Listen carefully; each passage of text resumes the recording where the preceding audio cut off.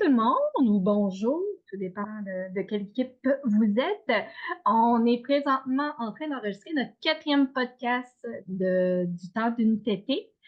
Donc aujourd'hui, on a deux super invités, donc Sarah Hamel et Cosette Gerget. Le thème aujourd'hui, c'est une grosse étape pour plusieurs parents qui peuvent angoisser face à l'arrivée de cette étape-là.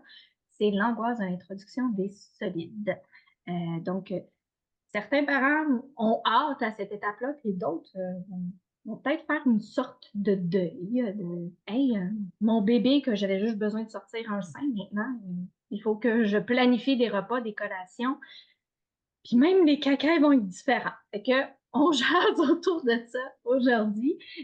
Pour commencer, j'oublie tout le temps de me présenter. Allô, Émilie Archambault, intervenante en allaitement de nourriture sur Antide. Et maintenant, je passe la parole à notre nouvelle invitée spéciale, Cosette. Je te laisse te présenter. Donc, bonjour, je m'appelle Cosette Coco pour les intimes. Donc, je suis nutritionniste en pédiatrie. En arrière de la page, nutritionniste en pédiatrie. Donc, oui, je suis nutritionniste, mais je suis avant tout maman de trois beaux garçons.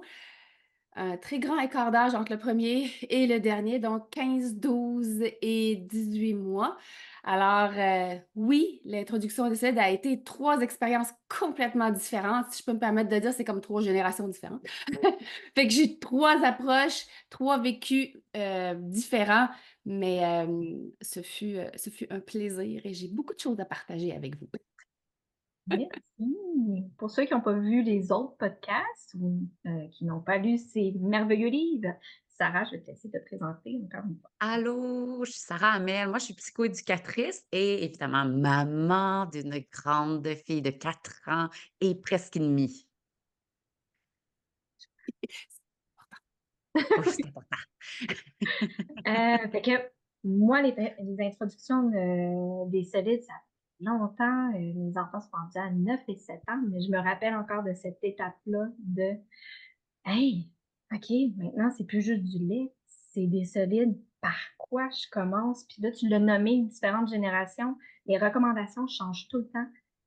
Comment vous avez fait par quoi vous avez commencé? La première des choses, en fait, moi, je regardais mon bébé parce qu'on oublie souvent le principal concerné qui est ben, mon bébé. Est-ce qu'il est prêt? Tu sais, parce que souvent, on a la pression de l'entourage, c'est de nos parents, nos grands-parents. Hey, il fait pas ses nuits, ah oui, un petit peu de céréales. Tu sais, toutes les mythes qui entourent aussi l'introduction des solides, une petite cuillerée par-ci, une petite cuillerée par-là, ouais, des céréales dans le biberon. Fait que je pense que le parent a premièrement besoin de se faire une tête, qu'est-ce que lui veut, qu'est-ce que le partenaire veut en tant qu'approche, puis on regarde le bébé, es-tu prêt ou lui il est juste content, juste avec du lait, peu importe la sorte de lait, es-tu prêt, est-ce qu'il s'assoit ou est-ce qu'il est tout mou comme une guenille, tu sais, fait que commencer par regarder le bébé à l'air de quoi, est-ce qu'il est prêt ou pas, puis selon l'âge, tu sais, on dit vers 6 mois, fait que vers l'âge de 6 mois, s'il se tient bien. Puis s'il démontre un intérêt, s'il agrippe des choses, vous êtes en train de manger, il veut vous arracher la cuillère, il veut sortir de sa chaise, sauter sa table, tu sais, il y a un intérêt, il y a une certaine curiosité, ben il y a le feu vert pour commencer à découvrir les aliments. Tu sais, j'aime mieux utiliser le terme découvrir que introduire. Introduire, je trouve ça un peu invasif, tu sais, c'est comme t'introduire de la nourriture dans la bouche de ton bébé. Ça se peut qu'il recrache, mais je pense que c'est ça qu'en discutant avec d'autres parents, c'est comme je dois le mettre dans sa bouche, il faut qu'il avale. Non, c'est une découverte. Le mot découverte, là, c'est au-delà de juste introduire. Il va jouer, toucher, cracher, ça en mettre plein le visage, des beaux masques faciaux. Ça fait partie de la découverte. Fait que c'est comme une introduction au monde alimentaire. C'est pas nécessairement introduire par la bouche de l'enfant. Fait que déjà là, ça, c'est un bon début. Juste de se dire, hey, je veux juste lui présenter ce qu'on mange. C'est une autre étape de développement. Comme je lui présente des jouets, puis des fois, ça l'intéresse, des fois, ça l'intéressera peut-être pas, selon le moment de la journée. Des fois, il file plus, des fois moins. Fait que c'est vraiment juste de se mettre dans le mindset que c'est de la découverte. C'est vraiment de la découverte. Mettez-vous pas de pression. Le lait est là encore. C'est vraiment, peu importe le lait que vous offrez à votre bébé, le lait est là pour combler les besoins. Puis on vient juste un petit complément. On commence la découverte pour s'assurer de combler ses besoins au fur et à mesure que bébé grandit. Mais tu sais, je pense que le plaisir doit être là. Le plaisir puis la zénitude des parents. Tu sais? Ben, tu sais, je trouve que ce que tu amènes là, la nuance entre introduction puis découverte, c'est game changer pour moi. Moi, j'étais vraiment dans une introduction, il faut, tu sais, avoir chaque groupe alimentaire important pour les bébés. Puis là, tu sais, je me mettais beaucoup cette pression-là. Puis là, c'était très méthodique et très peu intuitif.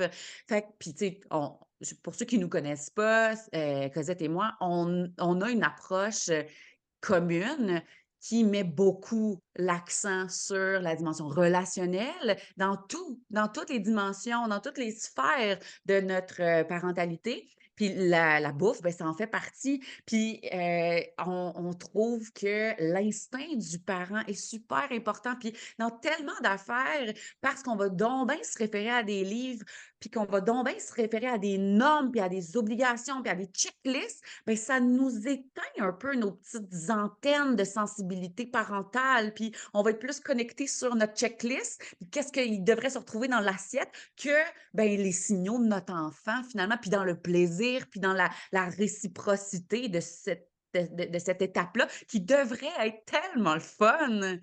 Tellement. C'est comme une valse. Tu sais, moi, je dis c'est une valse. Au début, c'est super maladroit, mais tu sais, tu regardes ce que l'autre fait, tu t'ajustes. Des fois, c'est l'autre qui initie, des fois, c'est l'enfant qui va aller vers l'avant puis aller, je sais pas, attraper ta cuillère ou attraper ton morceau de carotte que tu as dans ton assiette. Mais il faut pas les éteindre, ces petites antennes. Tu sais, tu parles souvent de petites antennes, Sarah. Tu sais, le bébé en a, puis vous en avez. Puis, tu sais, il faut les garder allumées pour être capable de décoder un petit peu le bébé, être sensible à ses besoins. Hey, je pense qu'il fait, tu sais, il est moins en forme aujourd'hui. Ben, je pense qu'on va aller plus vers le lait. On va juste jouer avec les aliments, puis c'est correct. Il y a d'autres journées, ah, il ouvre la bouche, tu sais, je veux dire, on fournit pas assez. Puis il y a des bébés qui ne veulent pas la cuillère. Ils veulent pas se faire nourrir. On a, tu sais, regardez votre enfant, son tempérament, tu sais, vous le connaissez, votre bébé, mieux que personne. Fait que oui, les livres sont faits là pour vous guider. Parce que oui, on a des recommandations, mais ça reste qu'il faut les personnaliser aux petits cocos, aux petites cocottes qu'on a devant nous, tu sais. Parce qu'on a bien beau vouloir faire une checklist, là, si le bébé, ça marche pas, la checklist, ben, ça va juste devenir un conflit à l'heure des repas. Puis là, ben, on n'avancera pas. Tu sais, on va inviter le stress à table. Ça sera pas agréable. Fait que pour que ce soit agréable, la première des choses, enlevez-vous de la pression, c'est de la découverte. C'est la curiosité qui va amener un enfant vers les aliments. C'est pas ses besoins, c'est pas j'ai faim parce que ça, c'est par le lait.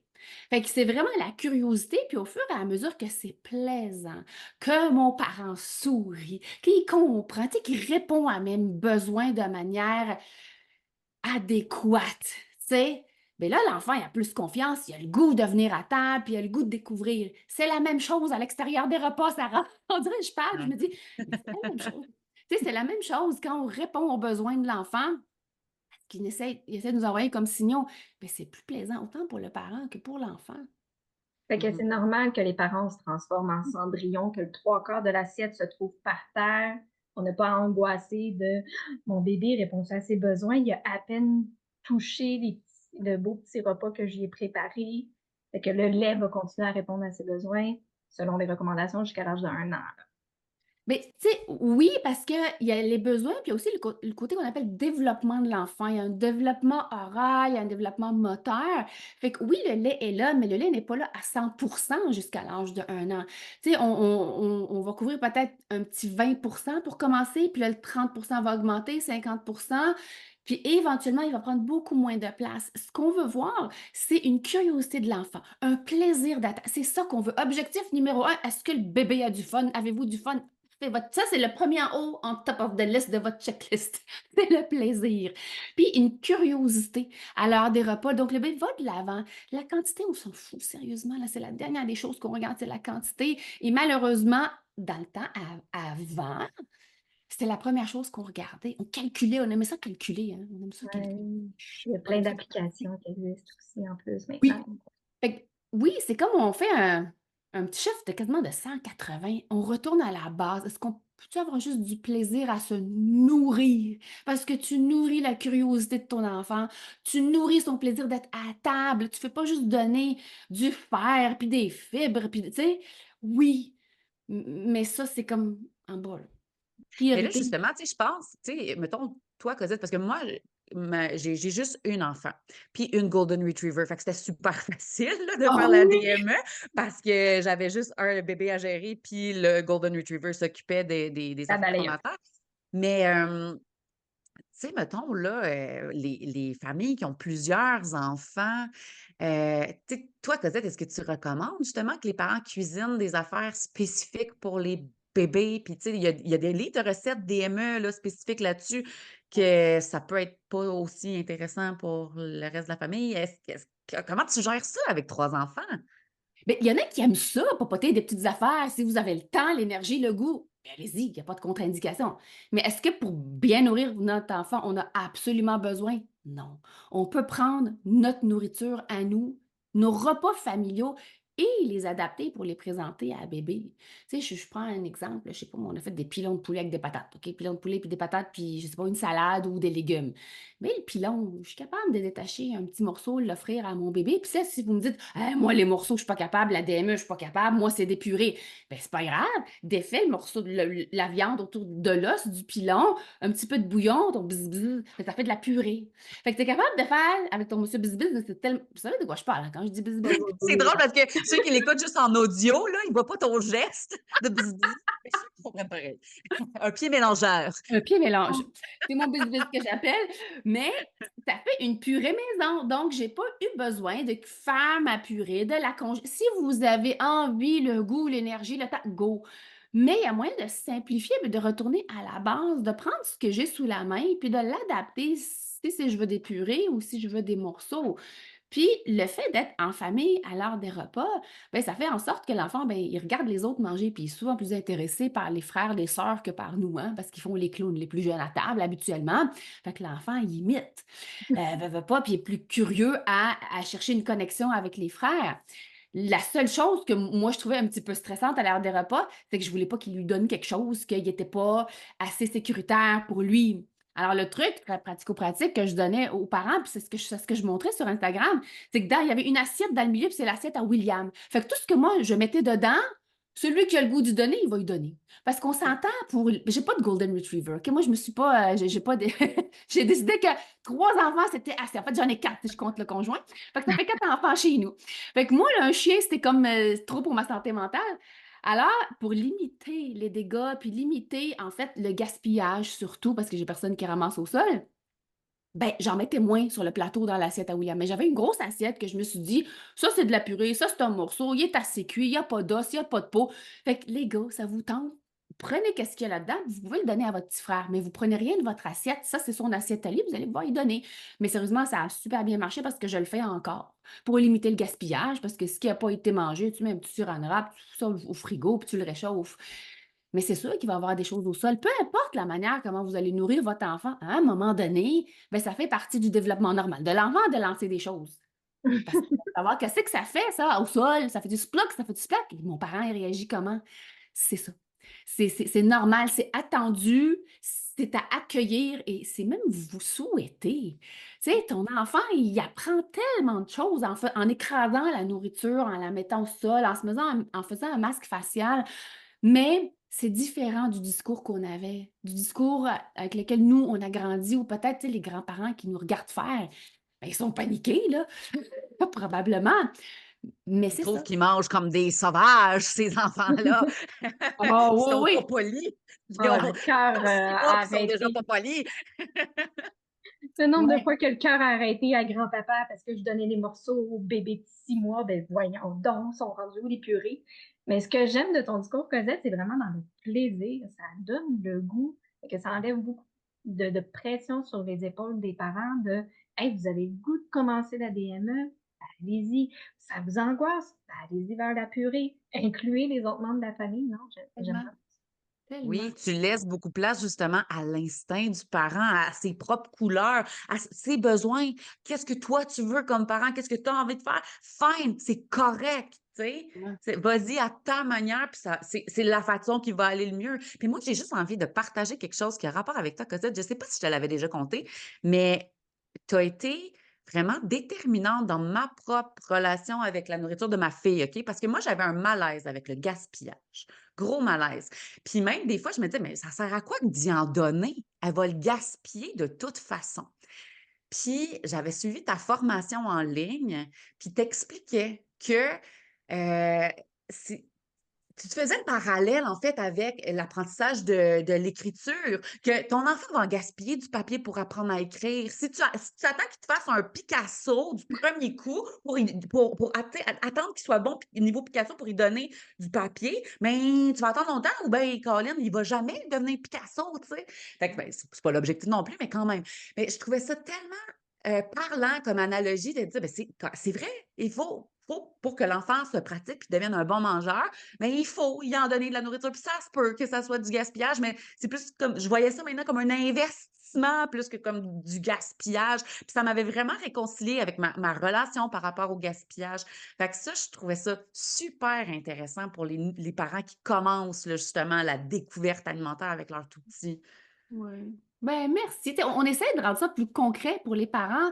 Tu sais, c'est vrai que pour l'écriture, tu en veux du papier. Tu sais, on fait recto verso, on réduit, puis on peut recycler. Tu sais, tu as du compost aussi. Je me dis, c'est juste d'y penser, puis de dire, ben moi, si j'investis dans la relation que mon enfant va avoir avec les aliments, parce que c'est une relation qu'on est en train de développer. C'est gros, là, c'est big. C'est comme la relation avec mon enfant à l'extérieur des repas. Tu sais, ta parentalité, elle est à l'extérieur des repas, mais elle est au repas. Ce qu'on fait au parc, ce que je fais quand il tape un ami, ce que je fais quand il fait une crise de bacon extra croustillant parce que, bon, t'as refermé la télé et puis il voulait la télé, ben c'est la même façon d'agir à table. Je veux dire, l'enfant comprend qu'on est cohérent, on est constant dans notre façon de faire, puis que la connexion, c'est au-delà de tout, là. Je veux dire, si ça ne connecte pas à l'heure des repas, mais pourquoi l'enfant voudrait être en présence du parent puis de la famille à l'heure des repas? Pourquoi il voudrait aller de l'avant vers ce qu'on lui propose? C'est une question de sécurité à table. Sécurité, tu sais, émotionnelle, sécurité aussi des morceaux, sécurité comment il est assis, mon enfant, à table, est-ce qu'il est assis de manière sécuritaire? Fait que oui, je sais que c'est gros l'alimentation, mais si on retourne à la base puis on se connecte, tu sais, à notre sensibilité, nous, ce qu'on veut, tu sais, souvent on dit, ah, je le file pas, les morceaux. Ben, c'est correct, tu n'es pas obligé, il n'y a pas la police, la DME qui débarque, là. Il n'y a personne qui va débarquer chez vous, dire, hey, franchement, t'es encore en purée. Il va évoluer, ton enfant. Si on est connecté à notre enfant, on regarde ses signaux, à un moment donné, la cuillère de purée va prendre le bord, puis il va vouloir, il va montrer, il va pointer, il va aller de l'avant, il veut cette affaire-là. Fait qu'on s'assure que c'est mou, que c'est assez sécuritaire pour qu'il la découvre dans le plaisir, parce que plus on lui laisse un petit peu d'autonomie, notre enfant, ils sont en quête d'autonomie, ils la veulent, là, l'autonomie, OK?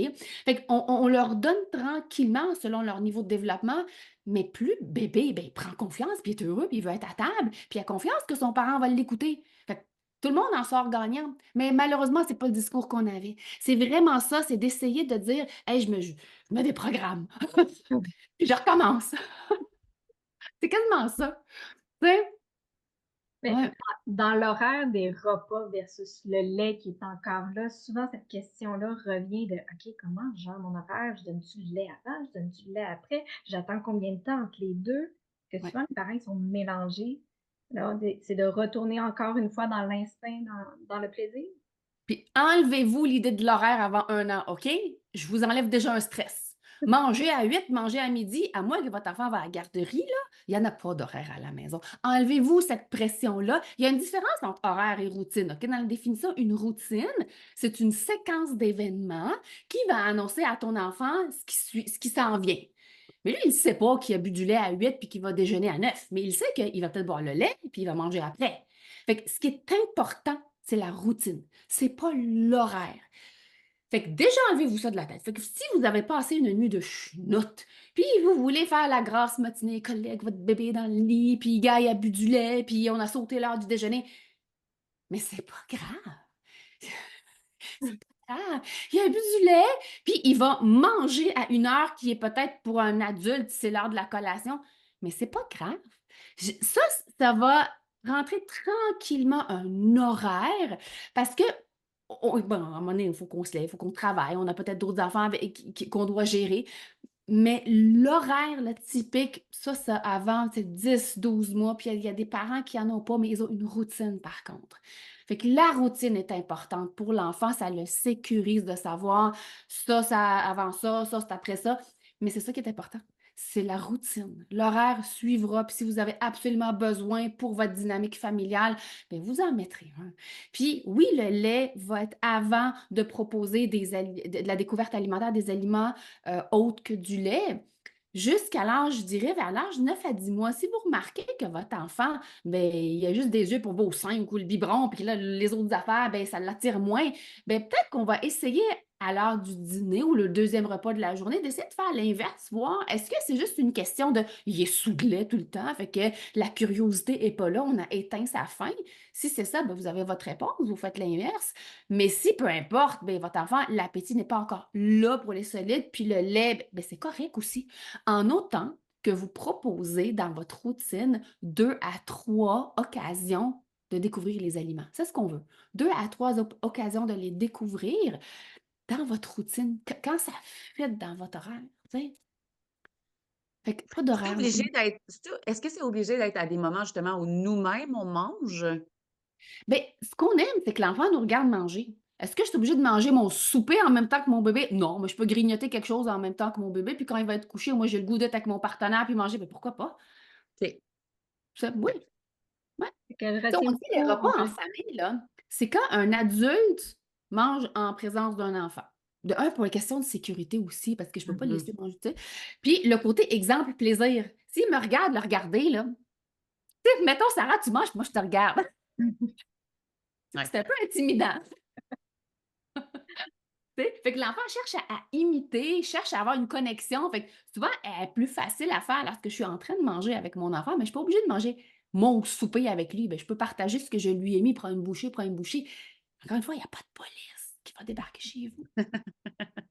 si on Tu mets pas des résume, caméras là chez le monde, là. j'entends qu'on met les applications de côté, on met l'horloge de côté, on fait confiance à notre instinct, puis dans le plaisir.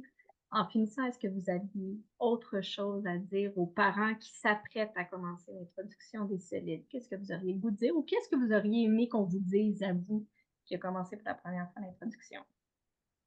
Ou excuse-moi, la découverte. Oui. Ah ben moi, c'est ça que j'aurais aimé qu'on me dise.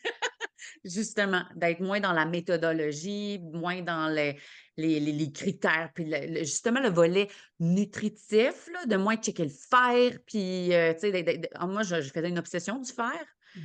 Fait que d'être moins là-dedans et d'être plus justement dans la découverte. Voici cet aliment, découvre-le. À cette heure, si tu le manges, tant mieux. Si tu le manges pas, tant mieux aussi.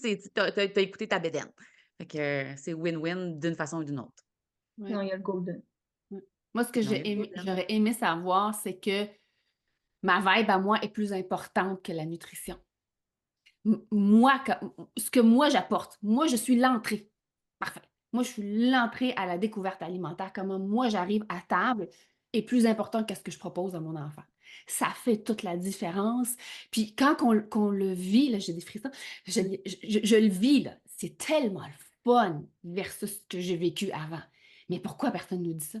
C'est vraiment insister sur le être. Je suis comment? Ça fait toute la différence. Juste ça, là. Puis, vous pouvez aller acheter notre livre, Les petits mangeurs intuitifs, parce qu'on en parle de long en large pour la découverte alimentaire. Fait Je que pour seconde. vous aider, vous orienter, vous avez des sites Internet, vous avez des livres, il y a des ateliers dans les CLSC de votre secteur, il y a des haltes allaitement aussi avec des nutritionnistes invités. Fait que allez vous renseigner, mais en gros, faites-vous confiance puis amusez-vous. Fait que un gros merci, c'est déjà tout pour ce podcast-là. Ça passe vite, 20-25 minutes, le temps d'une tétée. Fait que, au plaisir de se revoir pour un prochain podcast. Mais ça a été vraiment un plaisir, Cosette. Et ça rend un gros merci. Merci. Merci. À bientôt! Bye.